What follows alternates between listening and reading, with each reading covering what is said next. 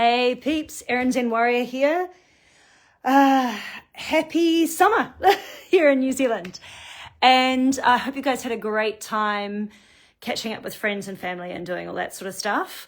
I found mine to be very interesting, entertaining, and with some lovely sweet moments and some lovely enlightening moments. And that's probably a different post to this one. This one is about finding that new love. And some of you will have come on here and gone, oh, she's going to talk about relationship. And oh, not really. Yes, but no, I'm not talking about relationship with the other, though I always am. I'm actually talking about relationship with the self, which I'm also always talking about. And talking about what it means to go through an enlightenment pathway on the journey to like an evolved love, where that love becomes transpersonal, it becomes for the self and for all things. And what it actually means to travel through that process, even from a trauma perspective or a healing perspective, and how we're all kind of doing that our whole lives to some extent. We're going through this process until we complete it on some level.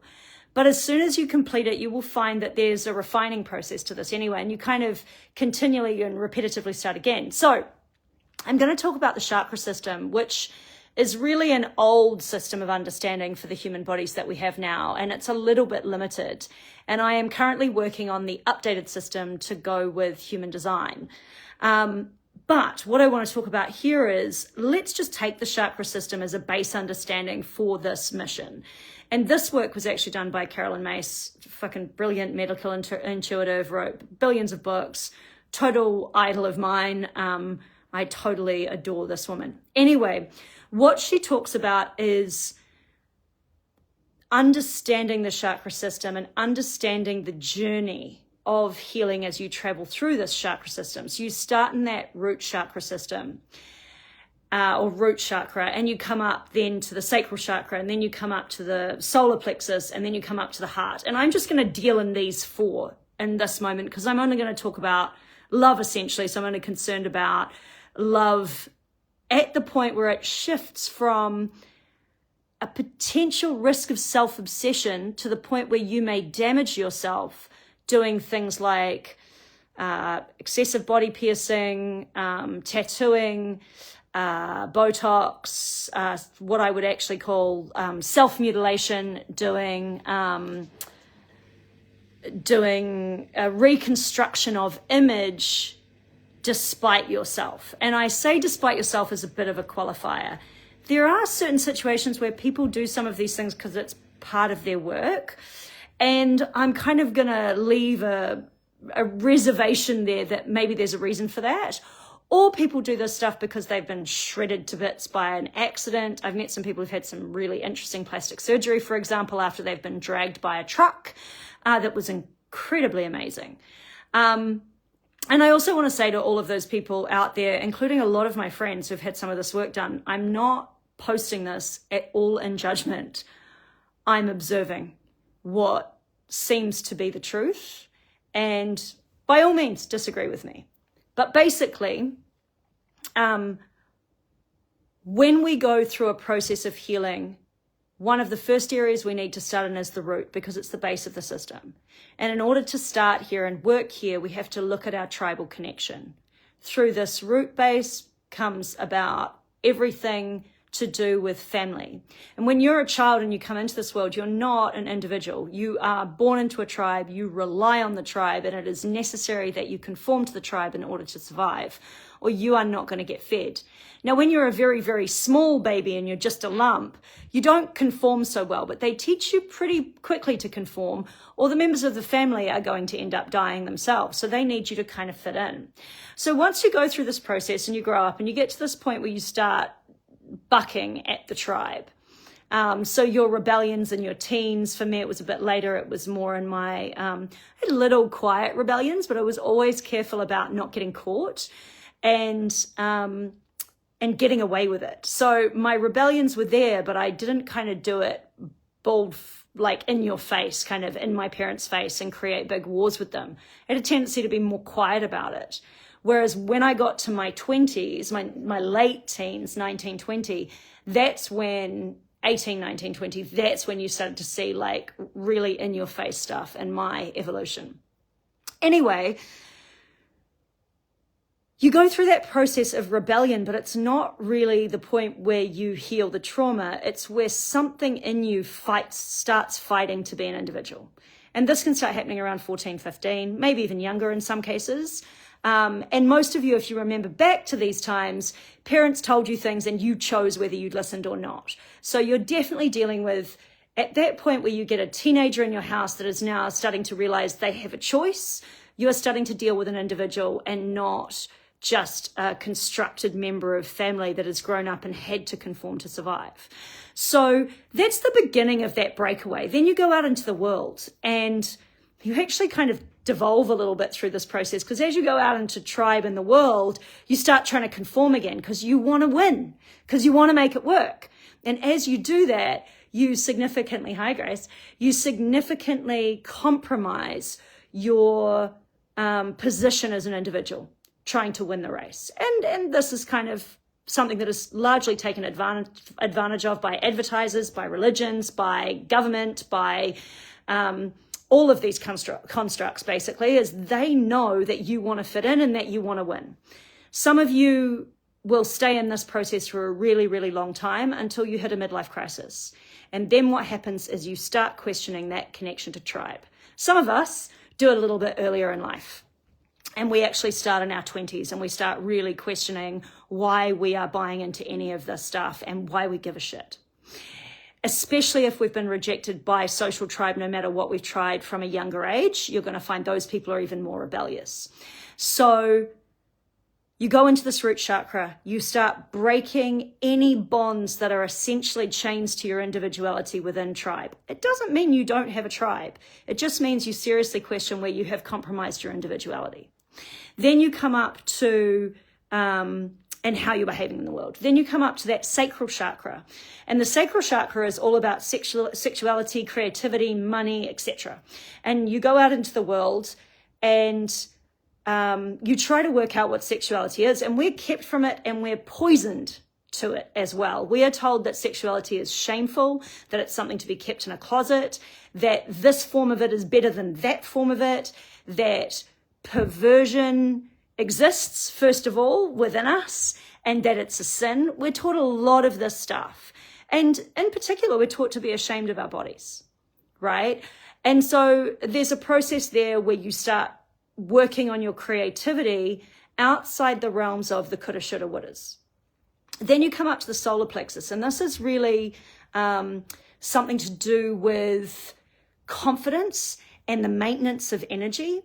And where people lack confidence, you're going to see, and we all do at some point, and we all do at varying points, because like I said, there's a onion layer process to this. As you go through and think you've completed it, you're going to find there's a refining process, and you keep going around and around and around this chakra healing transformational process throughout pretty much most of your life. So you go back into the solar plexus area, and we're looking at confidence. And your first confidence is your ability to step out into the world on your own.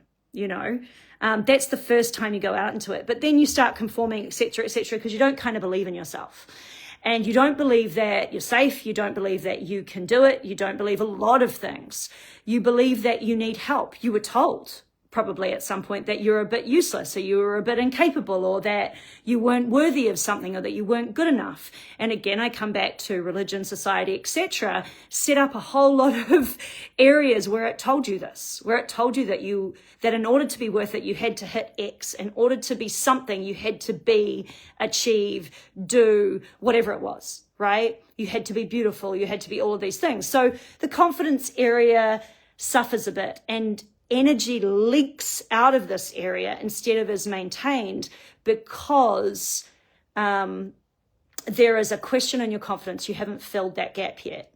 So you work on these areas as you go through, right? Then you come back up, then you come up to heart, and you start moving into this quality of love and what it is to love others, what it is to actually put others before all those other things sometimes. And sometimes we leak here because we put loving others before our own boundaries. But it's our first experiment. And so that first round through the chakras, as you're going through healing, you're starting to question some of the places where you have really lost a bit of integrity in your actions. And so your integrity is brought up in this moment, and you are brought into questioning how you move in the world in relation to others. But on this first round, you're not really dealing with self-love. And when you start to shift into self-love, kind of at the tail of this working on how you love others, you then start to pull it back and look at yourself. You drop back down into the root chakra again, and you go again. And so in order to develop that self-love, the love of loves, this transpersonal love, this movement towards I love me and I love all things, because I understand that love is this sort of cosmic juice that is really abundant and overflowing in all things. And that through love of all things, love of self, beyond requirement, beyond the coulda, shoulda, wouldas, beyond tribe, beyond any of that stuff, I understand that I am something bigger than what I will ever be able to put words to. And in that process, I can even love my mechanism, even in its shadows. And this is where the shadow self starts to become really interesting to dive into, because you've done kind of a basic thing. How do I behave in the world as I go through these chakras? And am I fair, just, and reasonable? And am I being kind? Then you go into, am I being authentic? And as you go into, am I being authentic, it comes back to self-love is, I uphold what I need when it comes to tribe. I uphold what I need when it comes to my own creativity. So I'm now not just creative for others, but I'm now creative because this is the creativity I'm called to. Not just what is needed for everything to work, but what is needed and what also resonates with myself. I start to look at my self-confidence. And of course, the second round is a development of dropping into the body. And so we really turn in on ourselves. And I call this like the narcissistic phase of the spiritual journey. And I call it that because you can get stuck there and you can get very obsessed with how you look and get very over involved in your body to the point where now you're telling tribe to fuck off because you want to train today, or you want to eat well today, or you want to whatever it is today. And you will sacrifice them for the sake of you getting into what you need to do for yourself. And there is nothing actually wrong with this. This is just part of our process. It is part of our process to go into self and to reestablish individuality and to understand what our body is actually calling for. We kind of have to be a little bit narcissistic. And the key is to not get stuck there, to understand and to not be so afraid that once we've discovered it, we will lose it. Because like I said, the process is always a refining one. And here's the fun catch as well, is when you get into relationship later on, you're going to have to re-go through all of this stuff, right? And each new relationship that you create, whether it's a friendship, a relationship with a parent-child, a relationship with a boss, or a relationship with a partner, there is going to be a constant refining process. But when you're just in your own personal step-by-step, it's kind of your first layer. It's your first discovery process. So you come into that self-confidence area and you build self-confidence through diving into what it is to be in your body. Because most people, right, are living, I think this is important to note, are living or think they're living either in their head or their heart. So they're all up here. And because everyone is like, oh, I've got to be nice, or oh, I've got to be logical, or I've got to work it out, they never actually get into their body. So this process of healing is the first thing we must do is we must get into the root chakra. We must get into the base of what it is to be part of it all, to be in the tribe, and to understand why we are here for the tribe and what we need from the tribe. And when a compromise is correct versus not, when we feel a compromise through body intuition is correct for us versus it isn't, and resting in the confidence that saying no doesn't mean you're kicked out of the tribe. Now, a tribe that kicks you out of the tribe because you uphold your own individuality, that's something that's very much existed for the last 400 years. And we've decided that that's okay, that because you decide, going to be controversial here, that you want to get vaccinated and I've decided I don't, I'm going to decide you're not part of my tribe, right? Because you've behaved badly and so you can go live outside. Or vice versa. And of course, both were true during that time and both mirrored each other during that time. And I would call that tribal misbehavior. And I would call that tribal misbehavior because the tribe should never sacrifice the individual for the sake of the greater good. The tribe should always allow room for the individual to make a decision in this moment on this one topic against them and to go do their own thing. And yes, I can create rules around you didn't want to conform to this particular rule. So during this particular time, I can say certain things, but it shouldn't be something that actually jeopardizes the health of that person or the person's actual belonging to the tribe in the first place. Because they just made one decision that didn't necessarily line up doesn't mean that they're not part of things. And so there's a whole process there where do I get to be an individual, make decisions, have confidence that I will be okay, and that a tribe that truly loves me and understands me will allow me to stand in my individuality here, because it's more important to me that I do that, and it's going to cause me trauma and damage to not do it. And so that's a really important quality to understand as we step forward into a new realm where individuality is key. But we are still going to need tribe, right? Because human beings need each other. That's a reality. That no man is an island is a truth. It's a reality. And yes, I can go lock myself in a cave and meditate forever and ever and ever, and that might be really nice for me, but where am I sharing the love? Where am I actually developing that root, as I continue to go through the peeling of the onion? So I come up into this energy maintenance, confidence area, and maybe I get really involved in my body. I've so done that one, and what it looks like and how it feels to exercise or dance or wear good things or stay there too long, over-identify with that area, and now I'm going to start getting obsessive orthorexic, as they like to call it, obsessed with my body, obsessed with my image, can't leave the house without my eyelashes stuck on or my face of makeup or whatever it is. I must look my tribe's version of what I perceive. And that's the thing there, right? You've got to keep, as you go through these layers, questioning the conditioning. And that's what people don't do, is they don't go, hang on, where did I get this idea that I need to have a wrinkle-free forehead? Where did I get the idea that injecting or cutting into my body is self-love? I mean, just say that to yourself. Like, repeat what I just said. Where do we get the idea that injecting in, and I'm going to throw potentially peptides into this too, injecting in or cutting into the body is somehow a form of self-love and perpetuating what I'm truly about, right? Ra, the founder of human design, would call this the false body. I would call this the false body. Even if you are into, I cannot not train today, I would call this a false body. A body should be something that has an intuition that is followed. And that intuition may be it's a rest day today and you don't need to fucking train. That intuition may be if I inject inflammation into my forehead and my temples and all this sort of stuff, is it going to be good for me? No, probably not. Right? But I'm going to look good. Oh, do you?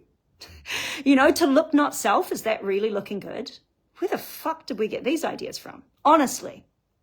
But I understand why people do it. And again, I want to say, I'm not judging. I know I'm being very controversial, but I'm not judging. I really just want everyone to love themselves enough that they are enough as they are. So then you come up into the heart. Once you really develop a confidence and a trust in yourself, you come up to the heart again for the second time. And now, boom, something happens. Something magical happens. Now, keep in mind, you won't go there if you can't get over what you look like.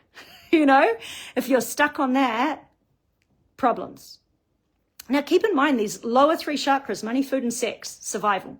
So you got to go through your survival realms to come up to heart twice. And when you come up to that heart again, where you've gotten really into the love of others, now you come into love of self.